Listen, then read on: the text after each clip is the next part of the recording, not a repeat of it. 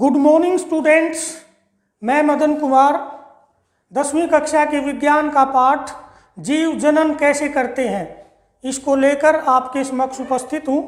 तो आइए सबसे पहले पाठ का अर्थ समझते हैं। जीव जनन कैसे करते हैं? जनन का अर्थ है उत्पन्न करना, पैदा करना। जीव क्या पैदा करते हैं? जीव अपने जैसी संतान पैदा करते हैं। आपने देखा है एक कुत्ता पिल्ले को जन्म देता है, एक गाय बछड़े को जन्म देती है, भैंस कटड़े को जन्म देती है। तो जीव अपने जैसी संतान पैदा करते हैं, इसे ही हम जनन कहते हैं। तो जनन की परिभाषा हुई जीवों द्वारा अपने जैसी संतान पैदा करके अपना वंश बढ़ाने की क्रिया को जनन कहते हैं। आप जानते हैं कि जीवों के शरीर में अनेक प्रक्रियाएं होती हैं। जैसे जीव भोजन खाते हैं और उसका प्रयोग अपने शरीर की वृद्धि के लिए करते हैं, अर्थात जीव अपना पोषण करते हैं। सांस लेते हैं यानी श्वसन करते हैं। और शरीर के अंदर आपको पता है बहुत सारी जैव रासायनिक क्रियाएं होती हैं, उनके अंदर अनेक हानिकारक पदार्थ बनते हैं। तो उन हानिकारक पदार्थों को शरीर से बाहर निकालते हैं, उसे हम उत्सर्जन कहते हैं। अर्थात जीवों के अंदर महत्वपूर्ण प्रक्रम कौन से हैं? जीव पोषण करते हैं, श्वसन करते हैं, उत्सर्जन करते हैं। ये आवश्यक प्रक्रम है। अर्थात यदि जीव पोषण नहीं करेगा तो कुछ समय के पश्चात, कुछ दिनों के पश्चात उसकी मृत्यु हो जाएगी। इसी प्रकार यदि वह सांस नहीं लेता है तो भी उसका जीवित रहना संभव नहीं है। उसी प्रकार उसके शरीर में अनेक हानिकारक पदार्थ बनते रहते हैं। यदि वो शरीर से बाहर न निकले तो भी उसकी मृत्यु निश्चित है। यानी उत्सर्जन भी जीवों के जीवित रहने के लिए एक आवश्यक प्रक्रम है। तो क्या जनन भी जीव के जीवन के लिए आवश्यक है? बिल्कुल नहीं, क्योंकि यदि जीव अपने जीवन काल में जनन नहीं भी करता तो भी वह जीवित रह सकता है और जनन न करने से उसके शरीर पर कोई प्रभाव नहीं पड़ेगा। अब प्रश्न ये उठता है कि यदि जीव के लिए जनन आवश्यक नहीं है तो फिर जनन का क्या महत्व है? जनन का एक महत्व तो ये है कि इसके द्वारा जीव अपना वंश बढ़ाते हैं। और दूसरा जनन का महत्व है कि प्रकृति में हमें जो विभिन्न प्रकार के जीव जंतु और पेड़ पौधे दिखाई देते हैं वो जनन के कारण ही संभव है। मान लो कोई जीव जनन नहीं करे तो जैसे ही उसकी मृत्यु हो जाएगी, मृत्यु के तुरंत बाद वह प्रजाति, वह स्पीशीज समाप्त हो जाएगी पृथ्वी से। इसलिए इस पृथ्वी पर जीवों की प्रजातियों की उत्तरजीविता को बनाए रखने के लिए जनन आवश्यक है। आप रोजाना देखते हैं कि बहुत सारे जीव मर जाते हैं। जीव की मृत्यु के बाद वह जीव तो इस धरती से चला जाता है, मगर उस जीव की प्रजाति कभी समाप्त नहीं होती। क्यों? क्योंकि मरने से पहले वह अपने जैसी बहुत सारी संतानें पीछे छोड़ जाता है। इसलिए इस धरती पर, इस प्रकृति में जीवों की प्रजातियों की उत्तरजीविता के लिए जनन एक आवश्यक प्रक्रम है। अब प्रश्न बनता है कि जीव अपने जैसी संतान ही क्यों पैदा करते हैं? आप देखते हो कि जीव अपने जैसी ही संतान पैदा करता है। इसका उत्तर खोजने के लिए हमें कोशिका की संरचना देखनी पड़ेगी। आप 8वीं और 9वीं कक्षा में पढ़ के आए हैं कि जीवधारियों के शरीर की छोटे से छोटी क्रियात्मक और संरचनात्मक इकाई को कोशिका कहते हैं। अर्थात जीवधारियों के शरीर की मूल इकाई कोशिका होती है।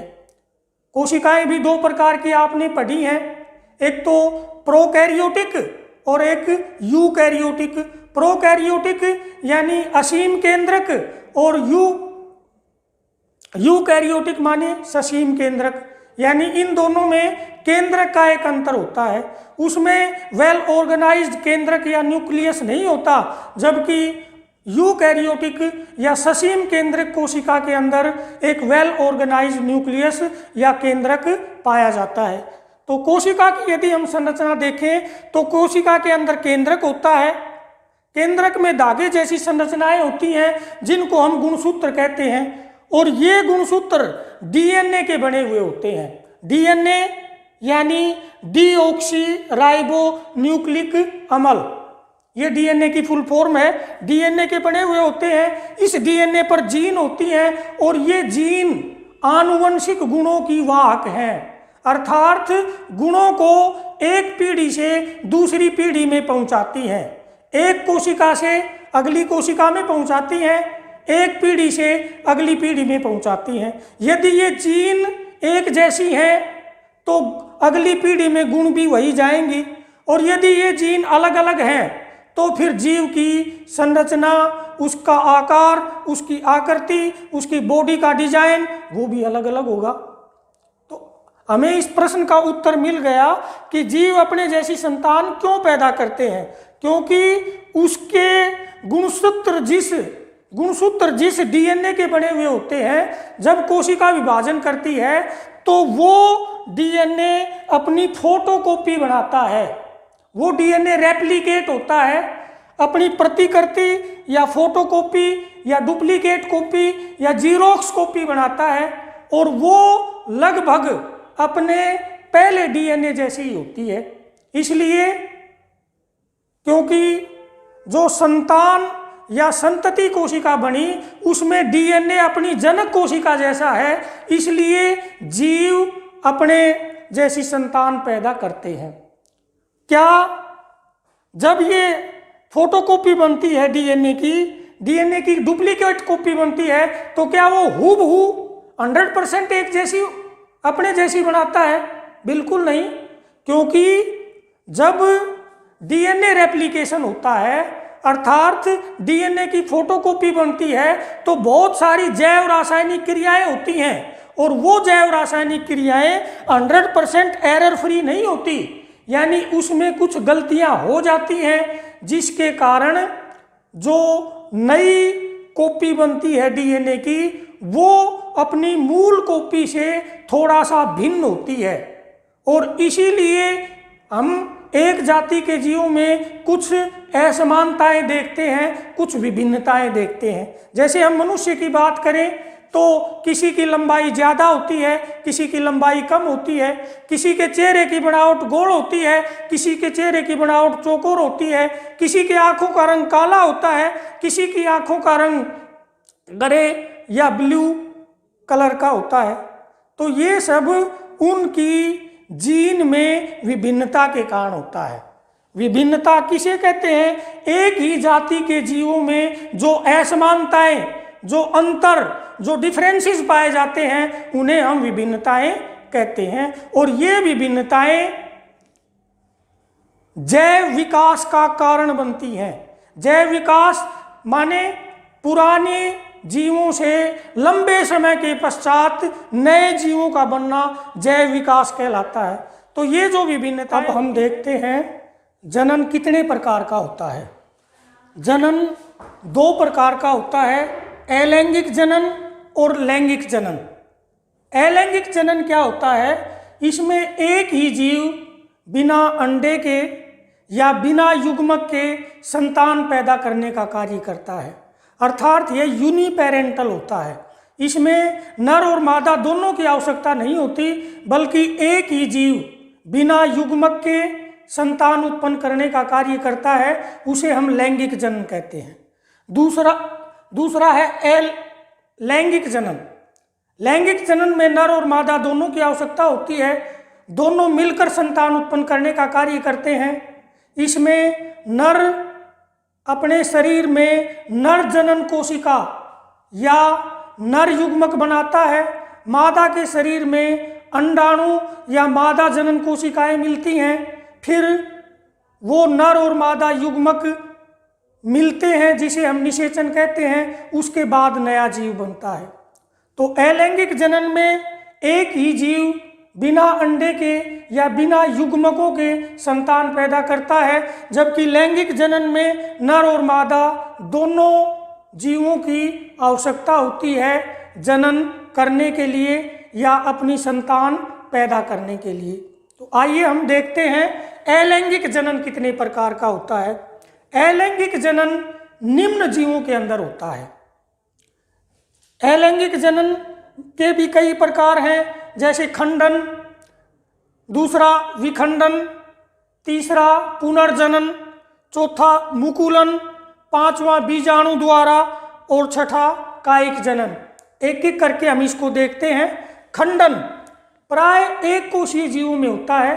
एक कोशीय जीवों में अलैंगिक जनन की यह सबसे साधारण विधि है। इसमें जीव एक जीव से एक या अनेक जीव बनते हैं।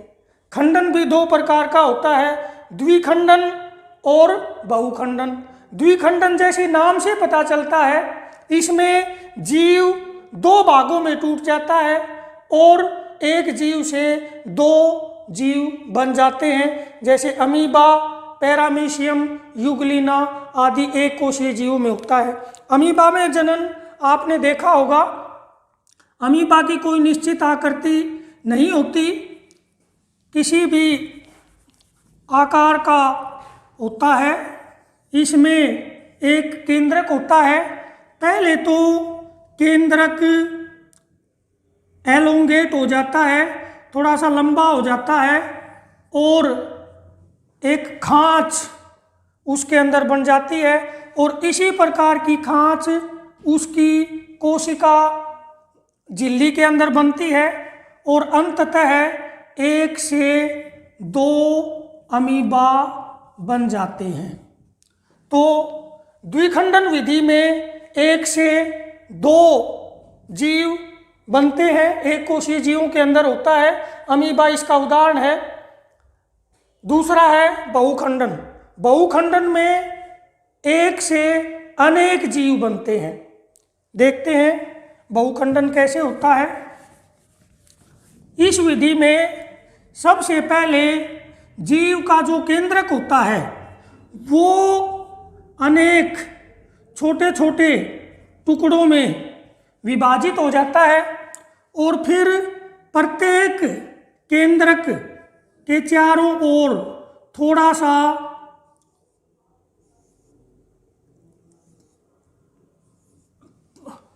सा कोशिका द्रव्य उसको घेर लेता है और इस प्रकार एक से कई केंद्रक बन जाते हैं। बाद में यह जो बाहर की झिल्ली है ये टूट जाती है और ये जो छोटे छोटे जीव बने थे ये बाहर मुक्त हो जाते हैं इसके टूटने पर। हमारे शरीर के अंदर जो मलेरिया का परजीवी होता है प्लाज्मोडियम, वो हमारे शरीर की लाल रक्त कणिकाओं के अंदर और लीवर सेल्स के अंदर इसी प्रकार बहुखंडन विधि से अपना जनन करता है। अगला है विखंडन। विखंडन सरल एक कोशीय जीवों में सरल बहुकोशीय जीवों के अंदर जैसे अलगी, कवक आदि के अंदर होता है। स्पायरोगायरा इसका उदाहरण है, जो एक फिलामेंटस अलगी है, इस प्रकार की होती है।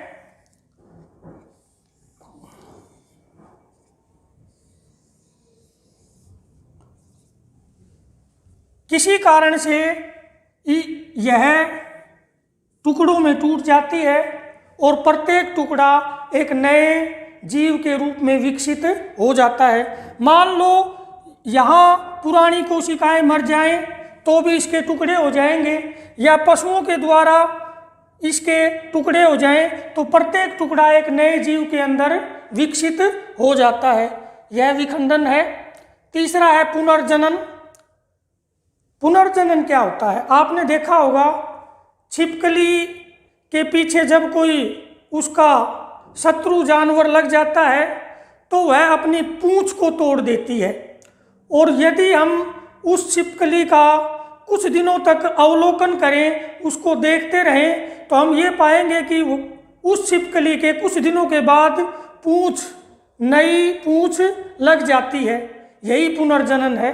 इसी प्रकार स्टारफिश, जिसके 5 भुजाएं होती हैं, यदि 1 या 2 भुजा टूट जाती है तो कुछ दिनों के पश्चात वह अपनी नई भुजा को दोबारा से बना लेती है। यही पुनर्जनन है। पुनर्जनन का मतलब है शरीर के लॉस्ट पार्ट को या टूटे हुए भागों को या खोए हुए अंगों को दोबारा बनाना पुनर्जनन कहलाता है, या शरीर के एक भाग से पूरे शरीर का निर्माण करना, इसे भी हम पुनर्जनन कहते हैं। पुनर्जनन जीवों के अंदर इसलिए होता है क्योंकि उनके अंदर टोटिपोटेंट सेल्स होती हैं।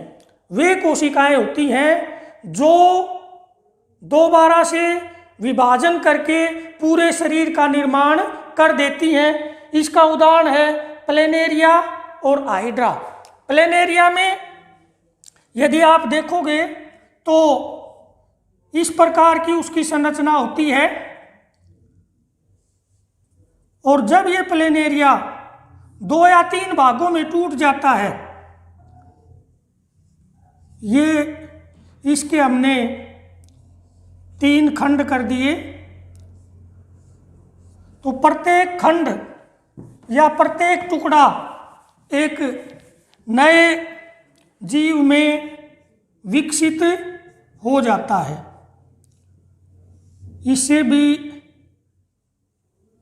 नया जीव बन जाता है, इस टुकड़े से भी नया जीव बन जाता है, और यह टुकड़ा भी एक नए जीव के रूप में अपने आप को विकसित कर लेता है। इसी प्रकार हाइड्रा में होता है, तो इसे हम पुनर्जनन कहते हैं। पुनर्जनन या रीजनरेशन मनुष्य के अंदर या दूसरे उच्च जंतुओं के अंदर पुनर्जनन की क्षमता बहुत ही कम होती है। यदि हमारे कोई कट लग जाता है तो घाव तो भर जाता है, मगर यदि किसी एक्सीडेंट में हमारे शरीर का कोई पार्ट टूट जाता है, अलग हो जाता है, तो वो पार्ट हमारे शरीर का हम दोबारा नहीं बना पाते, क्योंकि हमारे शरीर में जो टोटिपोटेंट नामक सेल्स हैं, टोटिपोटेंट नामक कोशिकाएं हैं, वो नहीं होती, प्रत्येक अंग के अंदर वो नहीं पाई जाती। अगला है मुकुलन। मुकुलन हाइड्रा और यीस्ट नामक कवक के अंदर होता है। मुकुलन में हाइड्रा के शरीर से, ये जैसे हाइड्रा है, ये हाइड्रा के टेंटेकल्स या स्पर्शक हैं, तो इसके शरीर से छोटे छोटे उभार बनते हैं। वो उभार या मुकुल और थोड़े से बड़े होते हैं, शरीर से अलग हो जाते हैं और नए जीव के रूप में विकसित हो जाते हैं।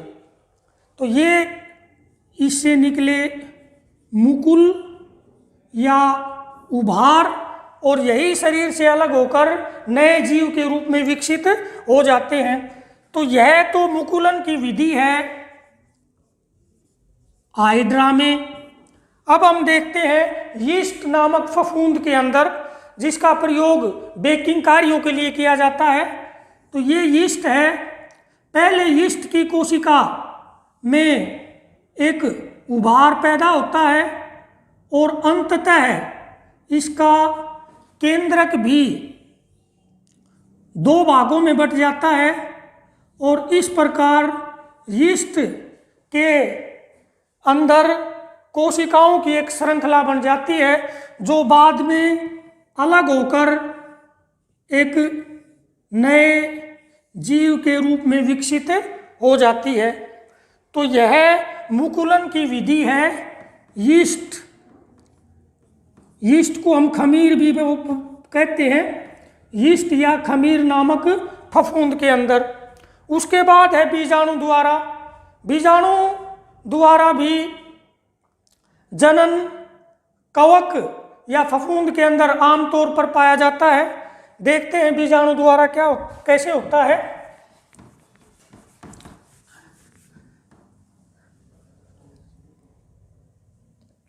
राइजोपस एक कवक है जो इस प्रकार से माइसीलियम या कवक जाल बनाती है और उस कवक जाल में ऊपर की ओर छोटे छोटे तंतु निकलते हैं जिनके ऊपर गोल गोल संरचनाएं लगती हैं। इन गोल गोल संरचनाओं को हम बीजाणुधानी कहते हैं। ये उसका कवक जाल है। ये तंतु है, ये बीजाणुधानी है। इन बीजाणुधानियों के अंदर जो केंद्रक होते हैं वो बार बार विभाजित होकर अनेक केंद्रक बनाते हैं और प्रत्येक केंद्रक के चारों ओर थोड़ा सा साइटोप्लाज्म या कोशिका द्रव्य उसको घेर लेता है। तो इस प्रकार जो अंदर एक कोशिकीय संरचना बनती है उसको हम बीजाणु कहते हैं। बीजाणुधानी के अंदर पाए जाने वाली एक कोशिकीय संरचना है। ये बीजाणुधानियाँ फट जाती हैं और बीजाणु इनसे लिबरेट होते हैं और जब इनको उचित वातावरण मिलता है तो वहाँ ये जर्मिनेट होकर नए जीव का निर्माण या नया कवक जाल बनाते हैं। तो यह बीजाणु द्वारा अलैंगिक जनन की विधि है। अगला है कायिक जनन। कायिक जनन प्राय पौधों के अंदर होता है। पौधों में बीज को छोड़कर उसके अन्य भाग से नए पौधों का बनना कायिक जनन कहलाता है। आपने देखा होगा कई बार हम पेड़ को काट देते हैं तो जहाँ पेड़ को काटा था कुछ महीनों के पश्चात वहाँ एक नया पौधा उगाता है। वो कहाँ से आता है? वो उसके जड़ से आता है, क्योंकि जड़ से नया पौधा बन जाता है। ठीक इसी प्रकार कुछ पौधों की कलम, जैसे गन्ना, गुलाब, हम इसके तने को काट देते हैं और उसे हम कलम कहते हैं। कलम से नया पौधा बन जाता है। कुछ पौधों में पत्तियों से भी नया पौधा बनता है, जैसे ब्रायोफिलम नामक एक पौधा होता है, उसकी पत्तियों के ऊपर छोटे छोटे उभार होते हैं और उनसे नया पौधा बन जाता है। तो कायिक जनन क्या हुआ? पौधों में बीज को छोड़कर पौधे के अन्य भाग से नए पौधे का बनना कायिक जनन कहलाता है। कायिक जनन दो प्रकार का होता है, एक प्राकृतिक और एक कृत्रिम। प्राकृतिक प्रकृति के अंदर अपने आप होता है, कृत्रिम हम बनाते हैं। कृत्रिम कायिक जनन भी तीन प्रकार का होता है, एक तो कलम द्वारा, एक दाब द्वारा और एक रोपण द्वारा। तो आइए कायिक जनन को हम देखते हैं।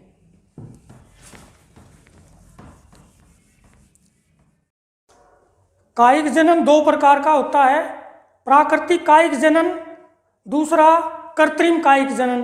प्राकृतिक कायिक जनन में तो पौधे के जड़, तना व पत्तियों द्वारा अपने आप नए पौधे बनते हैं। कृत्रिम कायिक जनन को हम करते हैं नए पौधे प्राप्त करने के लिए। कृत्रिम कायिक जनन तीन प्रकार का होता है, कलम द्वारा, दाब द्वारा और रोपण द्वारा। कलम द्वारा कृत्रिम कायिक जनन में हम पौधे के 8 से 12 इंच का एक तने का टुकड़ा लेते हैं, उसको जमीन में रोप देते हैं, जमीन में नमी बनाए रखते हैं और कुछ दिनों के बाद नया पौधा बन जाता है। आपने देखा होगा गुलाब को हम इसी प्रकार उगाते हैं, गन्ने को भी इसी प्रकार से हम गन्ने का वर्धन करते हैं। दूसरा है दाब द्वारा। दाब द्वारा कुछ पौधे जैसे स्ट्रॉबेरी है, उसकी नरम डालियों को हम झुका देते हैं। जैसे ये इसका पौधा है स्ट्रॉबेरी का। स्ट्रॉबेरी की जो टहनियाँ होती हैं उन टहनियों को हम डिफोलिएट कर देते हैं बीच में से, अर्थात उसकी पत्तियों को तोड़ देते हैं और उसको इस प्रकार जमीन के अंदर दबा देते हैं कि जो ऊपर वाला सिरा है वो जमीन से बाहर रहे। कुछ दिनों पश्चात जहाँ से हमने उसको दबाया है वहाँ जड़ें निकलनी शुरू हो जाती हैं और एक नया पौधा बन जाता है। इसको यहाँ से हटाकर जहाँ हमें ज़रूरत होती है वहाँ उसको लगा देते हैं।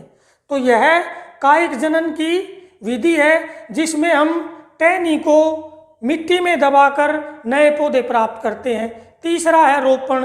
रोपण में एक ही प्रजाति के दो पौधों को हम आपस में मिलाते हैं। एक जो हमारी नेटिव प्रजाति है, यानी उस क्षेत्र विशेष में रहने के लिए जो अनुकूलित है, उसका तो जड़ वाला हिस्सा लिया जाता है, और जो दूसरी बाहर से लाई हुई प्रजाति है जिसका उत्पादन अधिक होता है, उस प्रजाति को हम उसके ऊपर स्थापित कर देते हैं, उसके ऊपर लगा देते हैं। यानी कि एक प्रजाति का तो हम जड़ वाला भाग लेते हैं और दूसरी वाली का हम वो प्रजाति लेते हैं जिसके हमें फल फूल वगैरह चाहिए, तो उसके ऊपर हम लगा देते हैं, इससे नया पौधा बन जाता है। तो इसे हम रोपण कहते हैं। ये जड़ वाला जो भाग है इसको हम स्कंध कहते हैं, और ऊपर जिस पौधे का हमने तना लिया उसको हम सायोन बोलते हैं। तो इस प्रकार हम कायिक जनन रोपण द्वारा दो एक ही प्रजाति के पौधों के गुणों को आपस में मिलाने के लिए करते हैं। रोपण में एक ही प्रजाति की दो वैरायटी के पौधों को हम आपस में मिलाते हैं।